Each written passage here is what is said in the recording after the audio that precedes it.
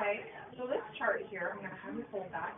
It simply shows progression from health to disease in the oral cavity, okay? And just, we have an evaluation tool that I'm going to use. I'm going to have a clinician come in and help me chart, make things go a lot faster for us. I'm going to be calling out some numbers. These numbers are going to mean where your bone is and how healthy your bones essentially are. In health, I have an evaluation tool, like I said. It's called a probe, but it's much like a ruler. It has tiny markings on it. And they're in millimeters. So in health, the numbers you'll be wanting to hear are 1s, 2s, 3s. When I touch this tissue and evaluate it, it's not going to bleed on me. Healthy tissue does not bleed. And that lower gray line is actually our bone, and it runs straight across there, kind of parallel with the tops of the teeth.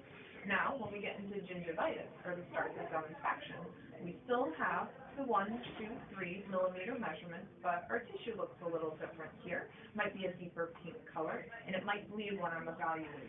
Okay, when we look at this lower gray line, we still see that that bone is still nice and straight across there for me. There haven't been any changes in the bone in gingivitis. We do start to see early signs of bone loss or early changes in the bones in early periodontitis.